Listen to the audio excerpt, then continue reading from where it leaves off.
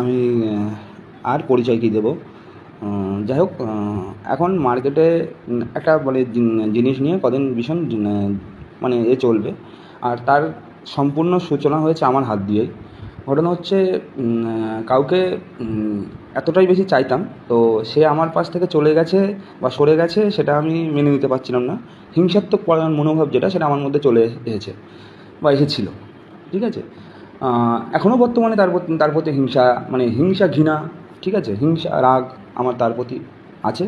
তো সেই জায়গায় দাঁড়িয়ে আমি বিগত 11 তারিখে আমি মানে যার নামে বদনাম করেছি, তার বিপরীত পক্ষে যে আইনি লোকজন আছে তাদের কাউকে ফোন করেছি। ফোন করে আমি যাতে সে যাতে বদনাম হয় সেই হিসাবেই জাস্ট, কারণ আমি যদি সত্যি আর এগুলো সত্যি হয়ে থাকতো, আমি নিশ্চয়ই আমি যদি এতটাই রিভেঞ্জফুল হয়ে থাকি, আমার প্রুফ থাকলে তো আমি প্রুফই দিয়ে দিতাম তাদেরকে। তারা আমার কাছে প্রুফও চেয়েছিল, তো যেহেতু আমার কাছে নেই কোনো কিছুই, ঠিক আছে। তো কারণ এসব আমি আমার মানে কী বলবো, আমি মেন্টালি ডিসব্যালেন্স এটা বলতে পারেন, হয়ে আছি। এই এখন এমন আছি, কখন কী থাকবো জানি না। এনিওয়ে ছাড়ুন আমার নিয়ে, আমি যাই হোক আমি যাই হোক হোকে যাক, ঠিক আছে। তা নিয়ে আমারও মাথা ব্যথা নেই, আপনাদেরও করতে হবে না, আর আপনারা কেউ করবেনও না। এনিওয়ে যেটা বলার জন্য তো আমি করেছিলাম, যত রকম বাজে বাজে ব্লেম তার উপরে দেওয়া যেতে পারে তার উপরে দিয়েছি, ঠিক আছে। এগুলো আমি বলবো না যারা এই জিনিসগুলো ছড়াচ্ছে তারা মিথ্যে বলছে, তারা মিথ্যে বলছে না, তাদের দোষ দিয়ে লাভ নেই, কারণ দোষটা আমার দিয়ে হয়েছে, আমি করেছি, তো দোষটা আমার, ঠিক আছে। কিন্তু আজকে 2 দিন আগে বলেছি, আজকে এটা কেন বলছি যে আজকে কি তাহলে সব কিছু মিটে গেছে তার সাথে আমার? অবভিয়াসলি নট, মেটার কোনো জায়গাই নেই, আর মিটবেও না, আমি জানি। তো যে জিনিসটা এগাবে না, ঠিক আছে। এবার ঘটনা হচ্ছে এই জিনিসটা চলছে, তাদের এই জিনিসটা চলছে আইন লিগ্যালভাবে চলছে, ঠিক আছে। তো এর মধ্যে আমি সেই জিনিসটা থেকে বেরিয়ে এসেছি, সেখান থেকে আমার কোনো রকম কোনো কিছু চাওয়া পাওয়ার কোনো কিছুই নেই, ঠিক আছে। অনেকে বলতে পারে, যাদেরকে আমরা ফোন করি তারা হয়তো ভাবতে পারে যে আমাকে কোনো ভয় দেখানো হয়েছে, কেউ ভয় দেখানো কোনো কিছুই নয়, ঠিক আছে। আমি আমার নিজের মতন ভেবেই ডিসিশানটা নিয়েছি, কারণ আমি আর হয়তো 2-3 দিন বাড়িতে আছি, তারপর 3-4 মাস আমি বাড়িতে থাকবো না, ঠিক আছে। তো আমার এই সব জিনিসের জন্য আমি তো আর সেখান থেকে ছুটে এখানে আসতে পারবো না, তো এইসবের মধ্যে আমি জড়াতে চাই না। আর যার লাইফটা যে যেমন চুজ করেছে সে সেইভাবেই ভালো থাকুক, ঠিক আছে। কারণ কোনো দিন জোর করে কারোর মনে অধিকার ফলানো যায় না, এটা তো বাস্তব জিনিস। হয়তো এখন বুঝছি, কারণ সেই সময় উন্মাদের মতন অবস্থা ছিল। তো যাই হোক, সেই জন্য তার নামে কিছু অফেন্সিভ কথাবার্তা আমি অপর পক্ষকে বলে রেখেছি। এটা তাদের দোষ নয়, এটা সম্পূর্ণ আমার দোষ, ঠিক আছে। আমার ভুলেই এইগুলো হয়েছে। তো যাই হোক, আমি বলবো না এর জন্য কেউ ক্ষমা করুন বা কিছুই, আমি অন্যায় স্বীকারও চাইতে আসিনি, আমি সত্যটাই বলতে এসেছি, ঠিক আছে।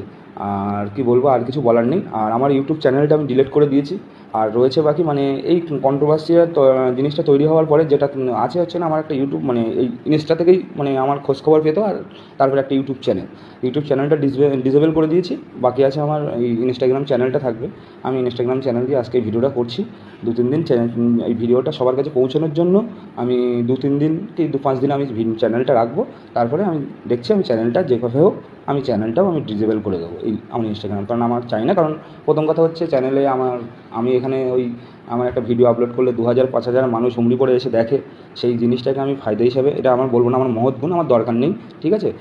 যে সব কিছু যখন ত্যাগ করতে পেরেছি, তো এই সবগুলো ত্যাগ করব, আমার কোনো কিছু নেই। তো এখান থেকে আমি এইভাবেই বিদায় নিচ্ছি। আর আজকে সত্যি কথা আমি এখান থেকে বলে যাচ্ছি, আজকের পর থেকে আমি কোনো রকম কোনো ইউটিউবে আমার সাথে যদি 10 জনকেও আমার সাথে যুক্ত করে দেয়, বা 10 জনের সাথে আমাকে বেডে পাঠিয়ে দেয়, বা আমাকে জুয়াখোর, মদখোর, যত রকম নেগেটিভিটি যাই বলুক, যত কন্ট্রোভার্সি ক্রিয়েটার যাই বলুক, আমি কখনো এসে কারোর কোনো কিছুর ক্লারিফিকেশান দেবো না, বা কোনো রকম কোনো জাস্টিফাই করবো না যে আমি এটা করিনি বা করেছি, বা এরপর থেকে কোনো কিছু হলে তার মধ্যে আমি আর কোনো রকমভাবে ঢুকবো না। এটা আমি বলছি না যে আমি আমার দিক থেকে সেফ সাইড গেম খেলছি বা কিছু, আমি ঢুকবো না এই কারণেই, কারণ যেটা আমার দিয়ে সূচনা হয়েছিল, আমি মনে করলাম যে এই জিনিসটা আবার বেশি দিন না, একটা জিনিস ইউটিউবে কতদিন চলবে, এই জিনিসটা 10-15 দিন চলতো, এই 10-15 দিনের আবার এই সব, তার থেকে বড় জিনিস আমি চুপচাপ মজা নেবো, আমি এই সব ফোনের আড়ালে থেকে, সব কিছুর আড়ালে থেকে চুপচাপ মজা নেবো। তো তার থেকে ভালো এই মজা নেওয়া না নেওয়ার থেকে আমি বাবা ক্লিয়ার করে দিই ব্যাপারটা অ্যাকচুয়ালি কী ছিল, ব্যাপারটা সবচেয়ে ক্লিয়ার করলাম, ঠিক আছে। তো আর সবাইকে আমন্ত্রণ রইল আমার নামে যত রকম অভিশাপ দেওয়ার দিয়ে যান, ঠিক আছে। আর কিছু বলার নেই। আর আমার অভিশাপের পরোয়া করি না, কারণ আছে আমার আর কিছুই নেই। ঠিক আছে? তো মানে ভিখারি রাস্তায় শুতে পারে এই জন্যই, কারণ ভিখারি হারানোর কিছু থাকে না, এই জন্যই সেটাই আমার অবস্থা। সেই জন্য আমি আজকে এই ভিডিও করে আমার দোষটা আমি নিজে স্বীকার করেছি। কারণ এর জন্য যদি যার নামে এলিগেশন দিয়েছি সে যদি কোনো লিগাল স্টেপ নিয়ে আমাকে ফাঁসাতে চায় ফাঁসাতে পারে, আমি তার জন্যও রাজি আছি, ঠিক আছে? আমার ফাঁসাতে পারে। আর আমি তাকে বলবো, যদি আমার জন্য সত্যি তার লাইফে খুব ক্ষতি হয় এই ভিডিওটা আমার মানে ওই ফোন কলের জন্য, আমি তাকে বলবো, রিকোয়েস্ট করব যে যেন সে আমাকে তার সাধ্য মতন আমাকে শাস্তিটা দেয়। বাই, ভালো থাকবেন সবাই। আর কি বলবো, টাটা, ফরএভার। আমি আর কোনো দিন আর কোনো কিছুদের মধ্যে আসবো না, এই আমার শেষ। সত্যি হলো তো, আমরা সত্যি কথা বললাম তো। আসলেই মানে চিন্তা করতে পারবে না ফোগলার ওপরে কেমনভাবে অ্যাটাক হয়েছে, যার কারণে ফোগলা এই কথাগুলো বলছে। আজকে এই কথাগুলো বলারও কারণ আছে, কেননা অনেক কথা অনেক অনেক কিছু বলেছে, যেগুলো আজকে ক্লিয়ার করলো ফোগলা। সত্যি, হাইরে বিয়ে হলো কেনে, না না, হাইরে পালিয়ে গেলাম কেনে, টানা না না না না না। সত্যি মানে এতটা নোংরা গামলা চিন্তা করতে পারবে না।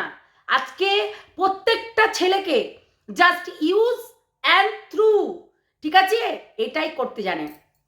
সেটাই ফোগলার সঙ্গেও করছে।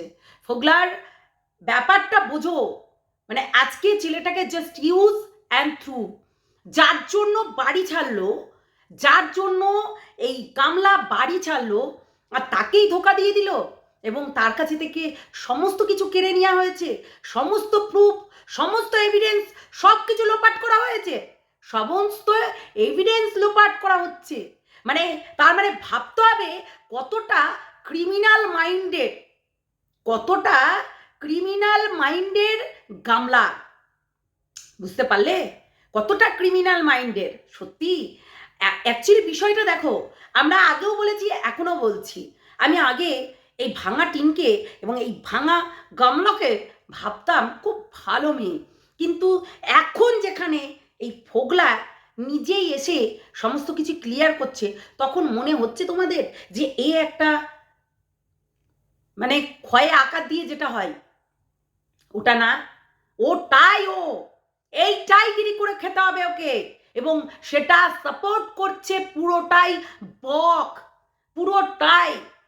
আমি বারবার করে একটা কথা বলবো, বকের যখন পাল্লায় পড়েছে এই গামলা, তার মানে তোমাকে একটা না হাজারটা ভাববে যে হ্যাঁ, ও একটা নোংরা মেয়ে ছেলে হয়ে গেছে।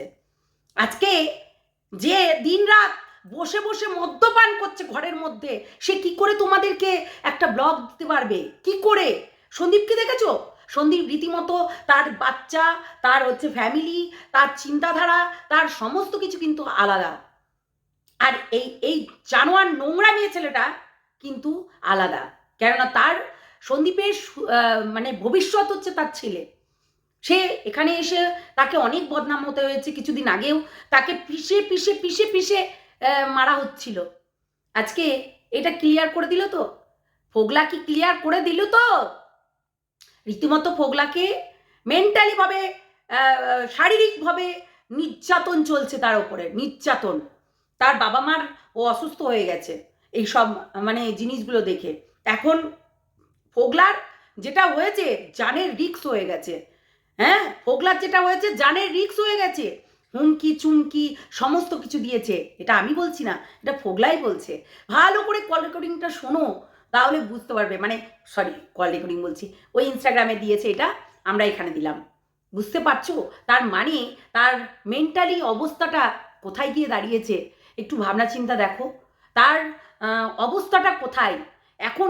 আমি ফোগলারও দোষ দেবো না তা না, কারণ ঘর থেকে বউ চুরি করে নিয়ে আসলে তার পরিণতিটা এটাই হয়। এবং সেই বউটা যে খুব ভালো, সেটাও কোনোদিনও তোমাকে ভাবতে হতো, বুঝলে ফোগলা? তোমাকে ভাবতে হতো 100 বার যে আমি কারোর বউ চুরি করে নিয়ে আসছি, সেই বউটাও যে তোমার সঙ্গে ছল করবে না, সেটা কিন্তু ভাবতে হতো। আজকে ফোগলা বলছে তার কাছে কোনো এভিডেন্স নেই, তার কাছে কোনো কিছুই নেই।